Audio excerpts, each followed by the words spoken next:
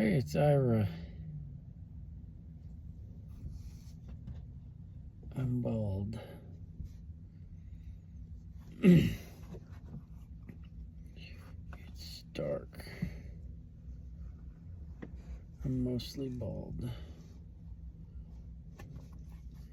But I wear this with pride because I wish I was a cowboy.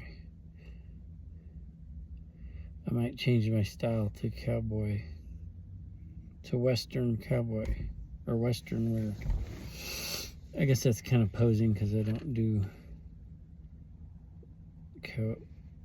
farm or ranch work. I'm pretty sure I couldn't cut it.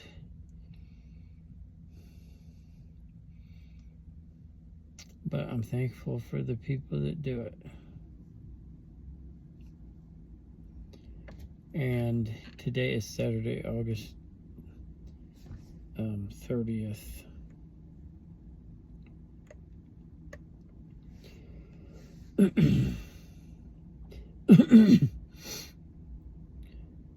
We were both tired today. I think the continual dashing is taking its toll.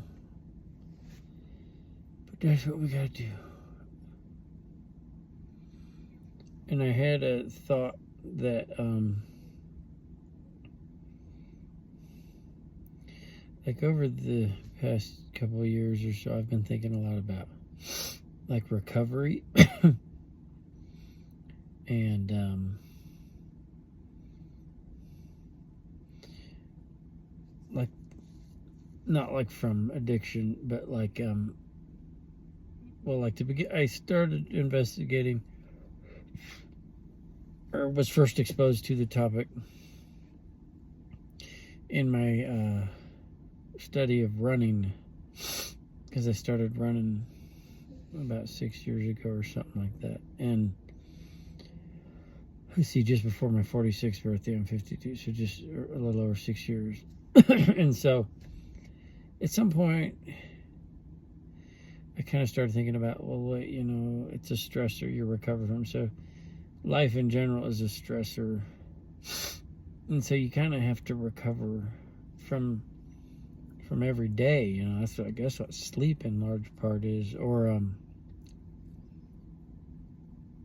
stress in general. You know, any kind of stressor, whether it's like a physical strain, emotional strain, mental strain. I think these all are things we have to recover from. One thing I recently learned, and I don't have any sources to say, is that because I just kind of wondered about this, like eating or digesting food, maybe more specifically, causes inflammation.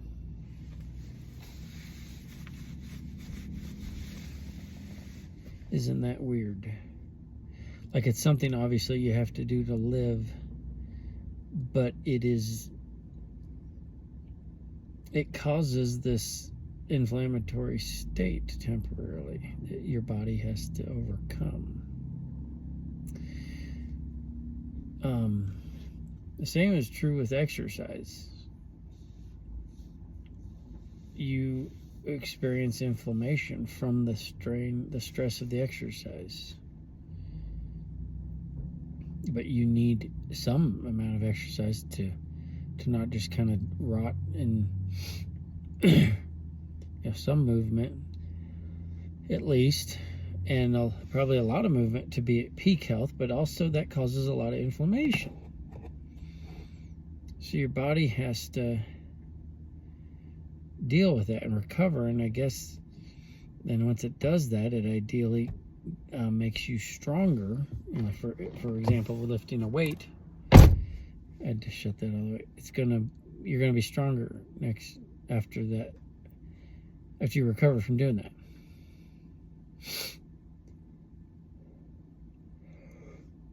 So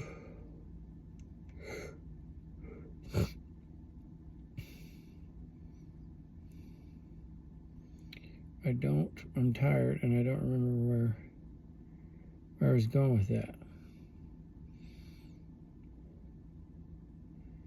But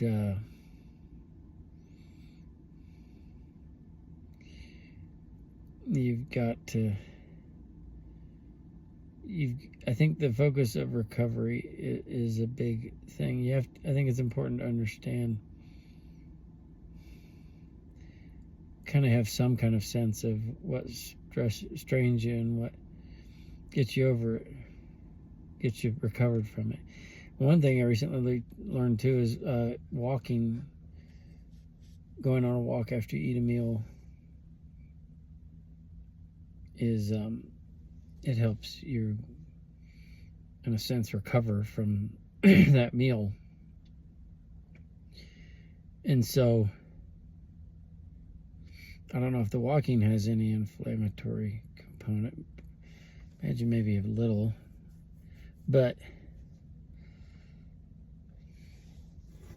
there's things you got to do, and it's not always just rest. It's not always just lay around, sit around.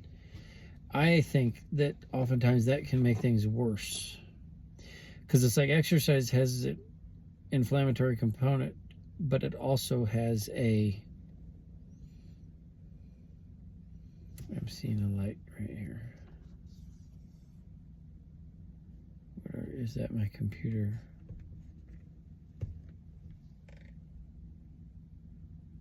I think I don't know what it is. But it also has an anti-inflammatory effect. So maybe life is all about you do the things that have a greater anti-inflammatory than inflammatory component, and figuring that out. But yeah, you can't just lay around, sit around. You'll just get worse. At least I definitely do. I need to keep moving. Like, we went to this free Tony Robbins event online, and he was talking about food doesn't really give you energy, because he talks about energy and how important it is, and I agree. I had already kind of realized that in my own life, how, like, it's probably, aside from your faith, is like the most important thing. Because if you have no energy, you can't do anything. You can't even think, ultimately, if you don't literally have almost no energy for your cells. He's like, food doesn't give you energy. He's like, it gives you, well, I don't remember what he said, but my thought on it was, and I had already thought this was, it gives you potential energy. That's all food does. It gives you the sugars, and that gets stored as glycogen in your muscles, and it gives you fats, which can get converted to ketones in your blood. I mean, I don't claim to fully understand all this.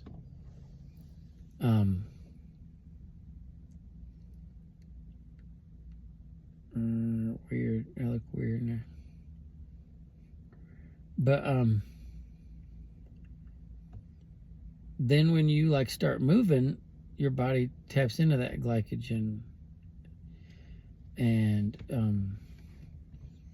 ketone, burns the ketones and even into your fat stores. But it's the movement, it's the activity that releases the energy and makes it not potential or latent energy, but kinetic. At least, from physical science class, it's like, so the movement is what gives you energy ultimately. And so that's a big thing, because we, even when we're tired, I think it's important to try to keep moving. Of course, not when it's bedtime or something,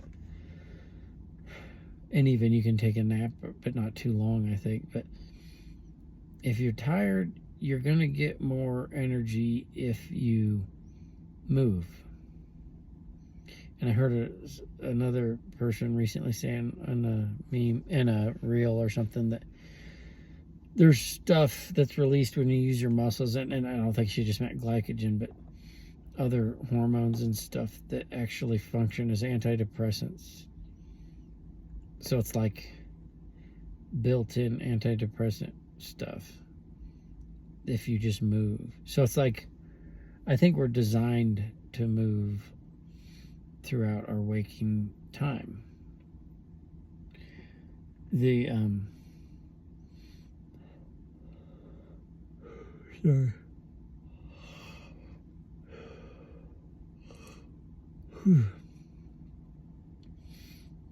In general, I think we're, at least I know I do better when I kind of keep moving, and it doesn't have to be anything major, but like I talked about this yesterday, I think doing chair exercise right in your chair with, you can push down your arm and get your triceps, or you can put your hands under your thighs and pull up to get your bicep. You can do all kinds of weird stuff. But anyway, so we just kind of pushed through, and at the end of the day, I ended up getting a resurgence of energy. I took a lot of creatine today. We take creatine, and I tried a big dose today, and I did some research, and I was like, because I knew creatine was a precursor to adenosine triphosphate. I was like, well, what exactly does that mean?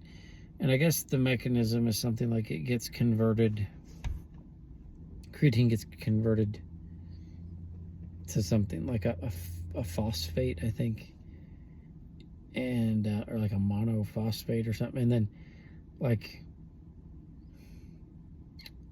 you have adenosine diphosphate in your body, and it takes that one extra phosphate and becomes triphosphate, and then your body will use that ATP, adenosine triphosphate, to have energy for each cell.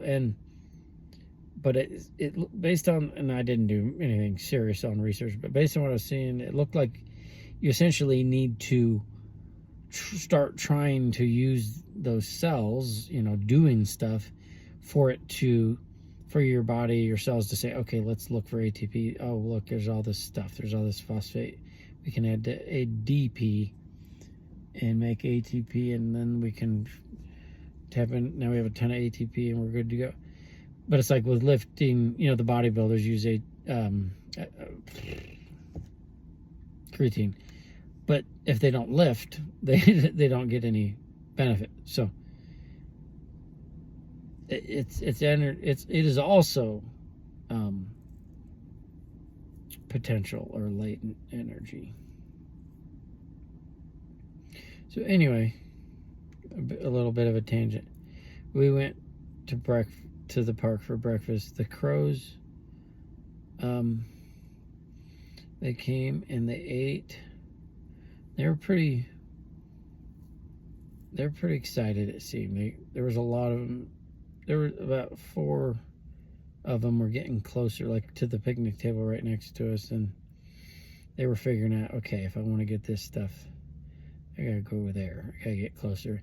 And we put some good stuff really close, like on the other side of the bench on our picnic table. And one of the crows got, I think it was the one that we call Fred. He kind of looks like he's been henpecked a bit, but he's very bold and or brave. And he would come up to the table right when I was standing by it. So that was pretty wild.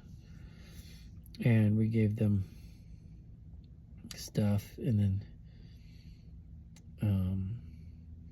we made our breakfast burritos, or Nikki made them, and we had our coffee. And the library was closed. It's closed until Tuesday. Today's Saturday, and we love our library, and so we're sad. We're going to have 2 more days without library. So we went to Night Heron Books and Coffee, I think it's called, instead. It's kind of hard to find a spot there that had outlets and that was, that would work. And like the upstairs has this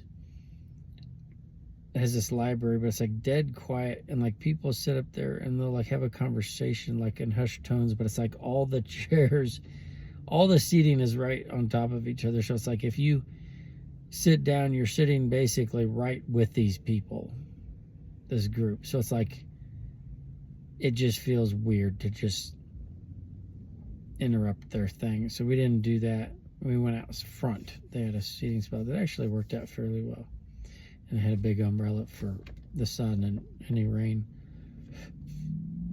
And we worked out there.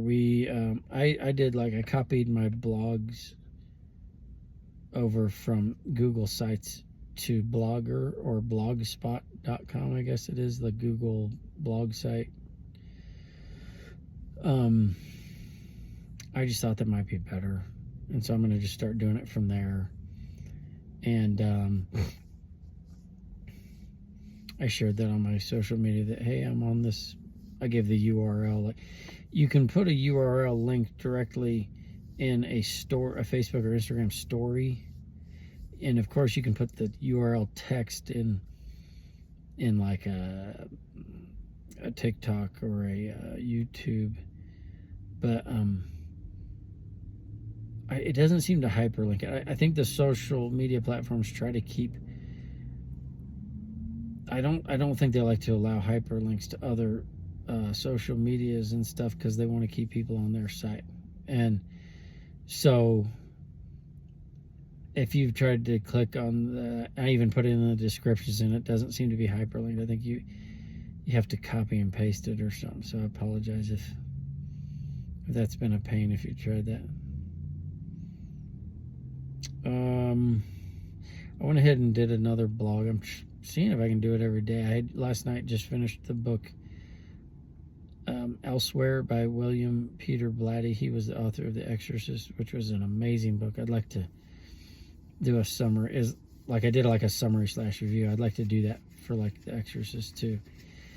So you might want to check that out. It was pretty good, but it had like an unexpected, interesting ending that kind of touched on the concept of what happens after we die, which is very interesting to me, because this, as a Christian at least, there's not really much whole lot of info on the details of what that's going. I'm not saying there's none, but there's not a whole lot of what it's like after you die. So there's really a major unknown there. And the vast majority of Christians in the world, aka the Eastern Orthodox and other kinds of Orthodox and Catholics, believe that there is a kind of a middle state. Purgatory is a word that's often used for that. And the words heaven, hell, Sheol, these Abraham's bosom, these things are not, I think, understood well by your average Christian. Like the Apostles' Creed says that Jesus went into hell after he died. And I don't believe that context means like that. There's the lake of fire. That's like the eternal, that's the final punishment place for the devil and his angels. And wouldn't make sense that Christ went there. I believe that word is talking about just those that have died, those that had died.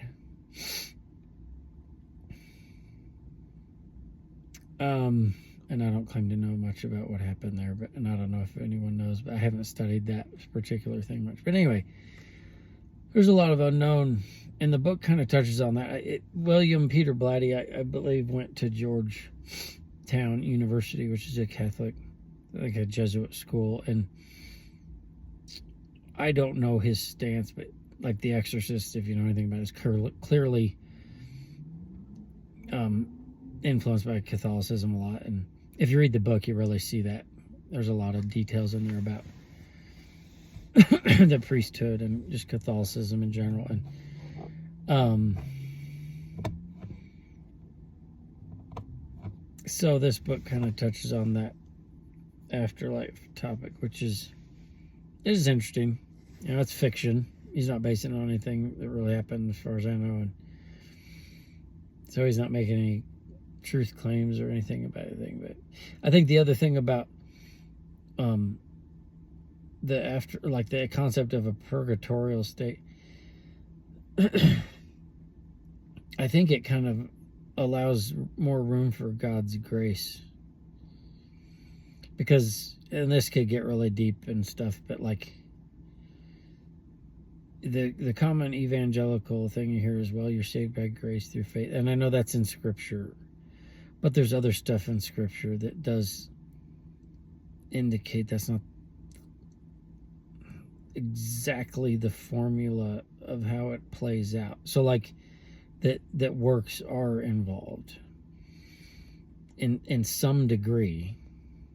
I'm not saying in determining whether you go to heaven or eternal damnation, but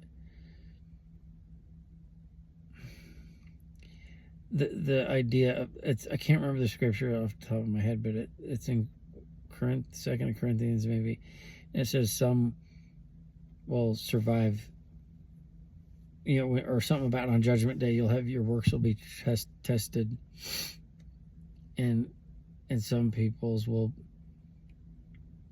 burn up or something, but they themselves will survive, but as one tested, one that's gone through the fire or something. And I believe that's the scriptural support for the concept of purgatory.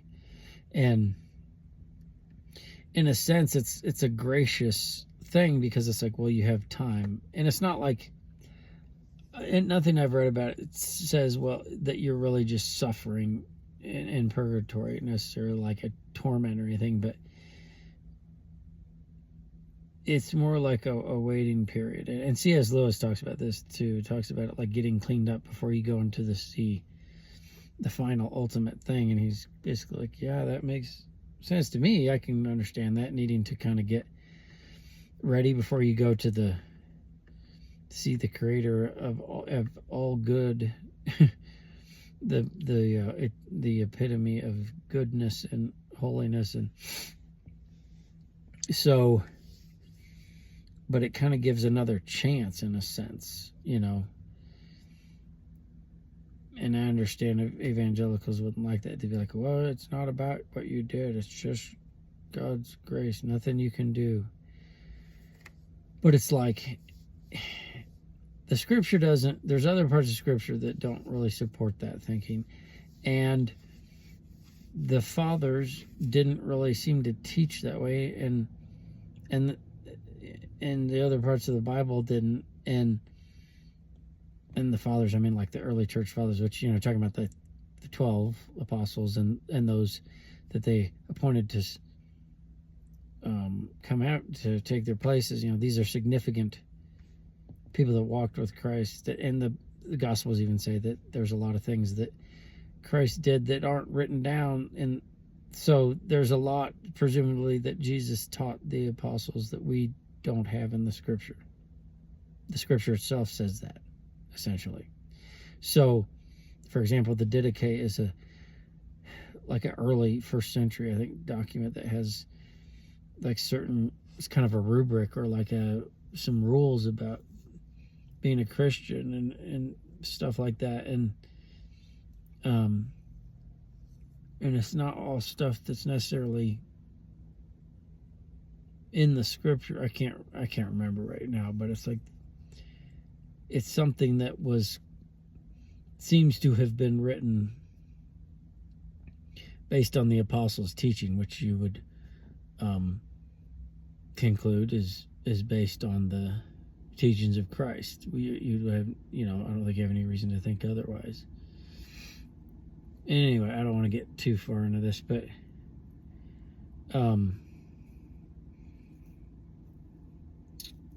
so I honestly can't remember where I was going with all that, but it was a decent book, good book. He's a good writer, and kind of some thought-provoking ending. After that, we door dashed, and for lunch we just kind of kept dashing and had tortilla with peanut butter, and I put chicharrones on mine, which probably sounds gross, but like when I was a kid, I'd made peanut butter and bacon sandwich, and that's actually really good. It wasn't as good as that, but it was okay. And it made it a little more substantial. We had a good day. I think it was 6.5 total hours dashing, and we made about $130. So that's good. And usually we get some pretty big grocery orders to hit those kind of numbers, and we really didn't have any of that. So we did that without the big grocery orders. It was a good dash day. We went and had dinner at the same place we have breakfast, that same park, and oh yeah. We pulled up, and there was like a car. We knew there was like a birthday party there today, but we looked, and there was no one in the shelter when we got. It was dark when we got there, and no one was there. But there was a car in front of us along the curb, and they were just loading up, I guess, and they left, and we pulled in behind them, and we went into the shelter and started making our food. And a little while after we were there, a car pulled up, which I guess was the same car that had been there before. I didn't realize that. And a couple of young men just walked from the car straight towards us. They just kept walking straight towards us in the dark. And I'm like, what is happening? At first I thought maybe they're trying to use the bathroom attached to the shelter, and then they just kind of went past that. And I'm looking at them like, okay, what? It's slightly odd. It's not that. I don't get worried or scared about that kind of thing, because we live in public around people constantly, night and day, 24/7. And a lot of people just will come and sit next to you, and it's interesting. But people do. And but they just came pretty much right up to us, and I just kind of looked at them, and finally they go, have you guys seen a phone here? I was like, no. And they were like, looked bummed out. And I was like, well, can you call it? They're like, it's dead. And they like went back to the car, and I guess got their mom or something. And the mom came over and was like, well, we were just here. You know, because I was like, you could call the park, you know, and see if they found it. She was like, well, we were just here. All right, now, are you sure you guys didn't see it? It's kind of felt like we just said, you know, we didn't see it. It felt kind of accusatory almost, but maybe it wasn't. And so we both kind of decided, okay, we better start helping look, because if they can't find it, they may accuse us or something and call the cops. Who knows? I mean, not that anything could be done to us likely, but it's like you don't want any more heat or inconvenience or attention than needed in this life, because you're trying to just live discreetly in your van. And the fact is, in a lot of towns, that is explicitly illegal to sleep in your vehicle.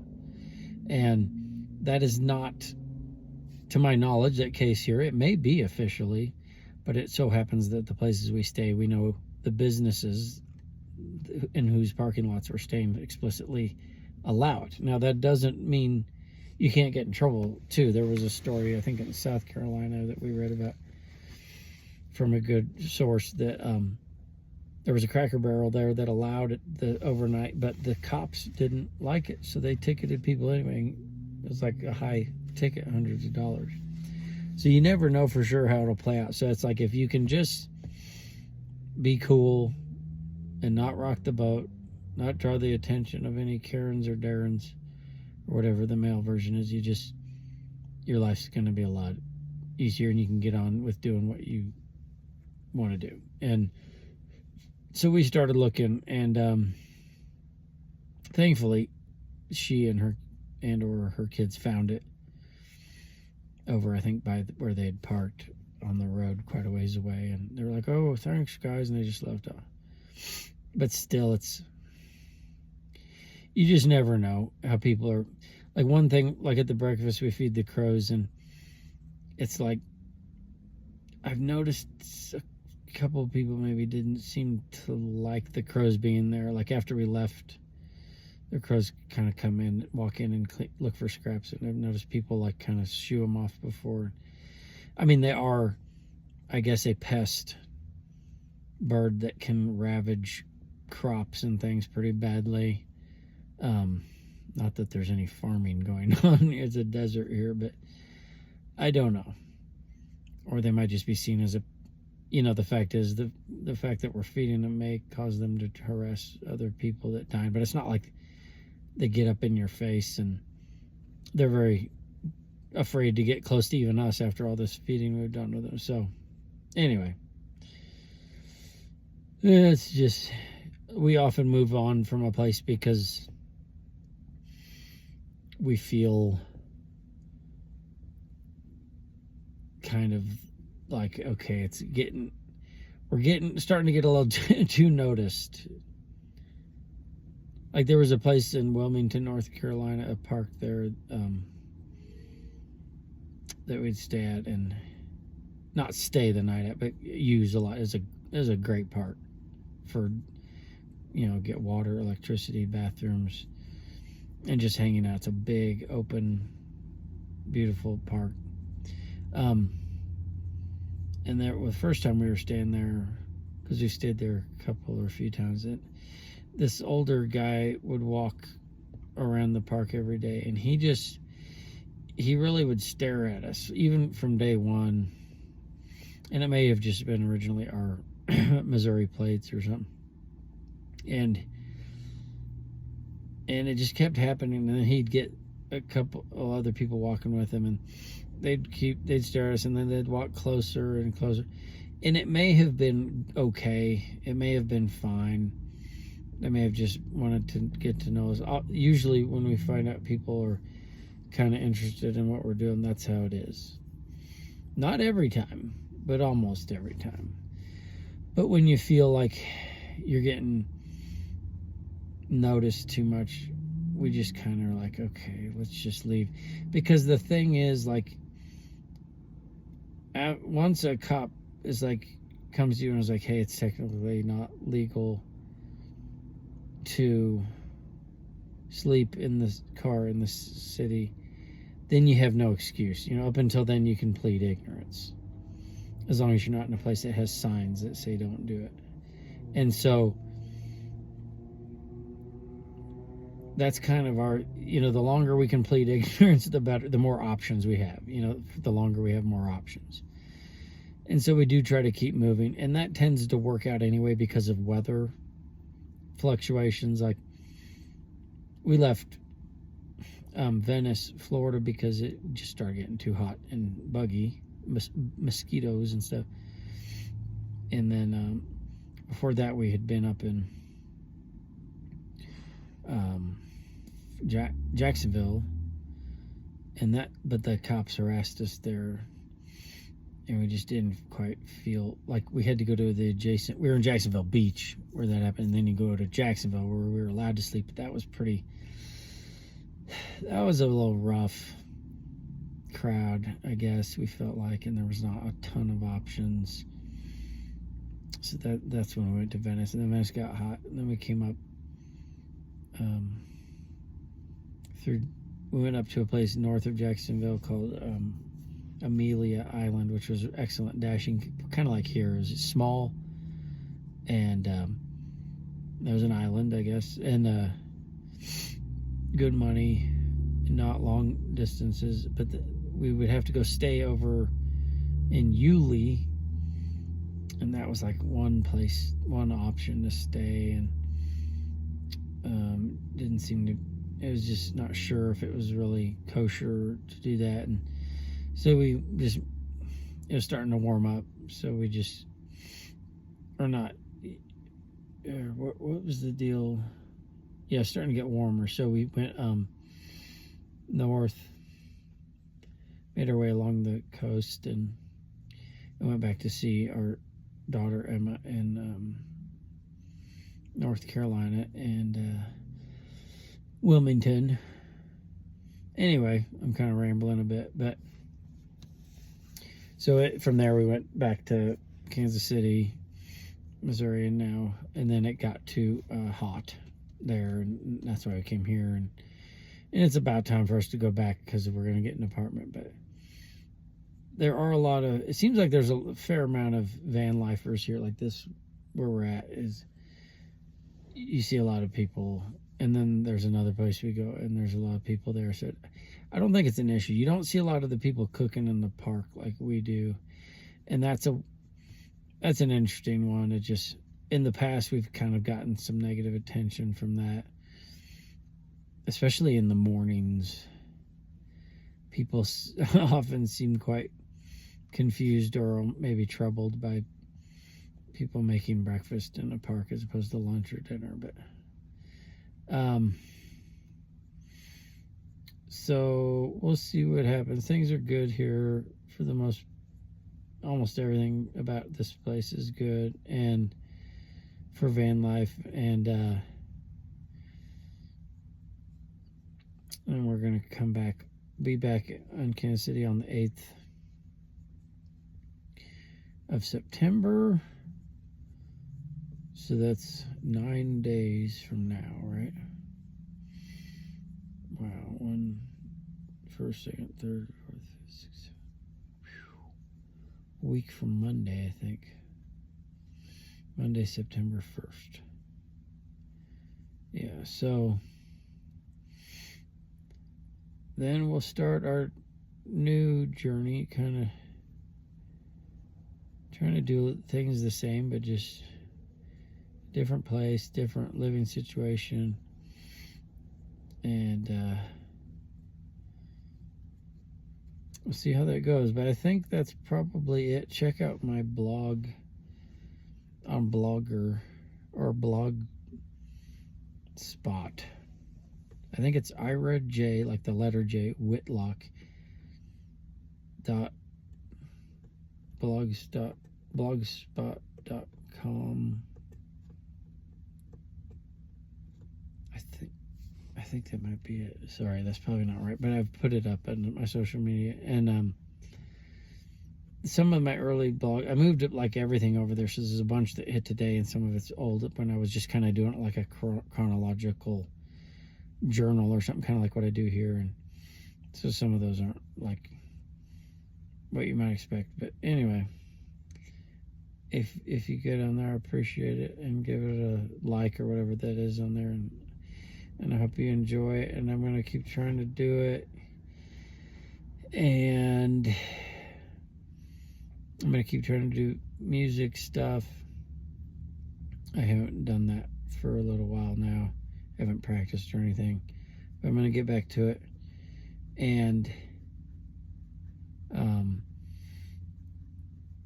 running stuff, I still am doing that. Like tomorrow I'm supposed to run my long run, which right now is not very long because I haven't been logging much distance, but I was thinking of maybe trying out a Catholic Mass tomorrow, but can't take the Eucharist because we're not confirmed Catholic, and they don't believe the Anglican or Church of England had valid apostolic succession after they broke away from Rome. So our confirmation, Anglican confirmation, doesn't count in their eyes. But that's a topic for another time. But you can still go, and you can go up and cross your arms, and they'll just give you a blessing instead of the Eucharist. And it's not the sacrament, but it's a blessing. So we'll see what happens, and I guess tomorrow I'll update you on all of it. I'm gonna see if I can maybe listen to a podcast or something now and fall asleep. I love y'all. Thanks for watching, and I hope you're pursuing your dreams, and if you're not, I hope you do, and I hope that you are just stay encouraged, stay strong, and take care of yourself. All right, bye.